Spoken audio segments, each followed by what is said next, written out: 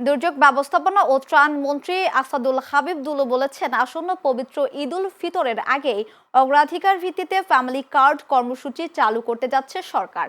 শুক্রবার বিকেলে লালমনিরহাটের নিজ নির্বাচনী এলাকায় প্রথম সফরে এসে সাংবাদিকদের এক প্রশ্নের জবাবে তিনি একথা বলেন। মন্ত্রী বলেন, প্রকৃত হতদরিদ্রদের চিহ্নিত করে পর্যায়ক্রমে দেশের প্রতিটি পরিবারকে এই ফ্যামিলি কার্ডের আওতায় আনা হবে।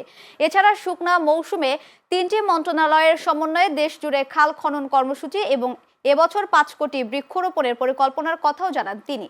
রমজান ও ঈদ প্রসঙ্গে তিনি আরো বলেন, রমজানে দ্রব্যমূল্য নিয়ন্ত্রণ, নিরবিচ্ছিন্ন বিদ্যুৎ সরবরাহ এবং সাধারণ মানুষের ইফতার, সেহরি ও তারাবিহ যাতে বিঘ্নিত না হয় সে লক্ষ্যে কাজ করছে সরকার। না, আমাদের তো নির্বাচনী ম্যানিফেস্টো ইশতেহারেই বলা ছিল 180 দিনের একটা প্যাকেজ থাকবে আমাদের। সেগুলো নিয়ে ইতিমধ্যে আমাদের ক্যাবিনেটে 4টা বৈঠক হয়েছে। আমাদের অগ্রাধিকার ভিত্তিতে আমরা ফ্যামিলি কার্ডটাকে চালু করতে চাচ্ছি ঈদের আগে। আপাতত পাইলট স্কিমে আমাদের 8টি উপজেলায় আমরা এটা করব। পর্যায়ক্রমে যারা বেশি হতদরিদ্র তাদেরকে আমরা চিহ্নিত করার চেষ্টা করতেছি। পর্যায়ক্রমে আমরা প্রত্যেকটা পরিবারকে ফ্যামিলি কার্ড দিব।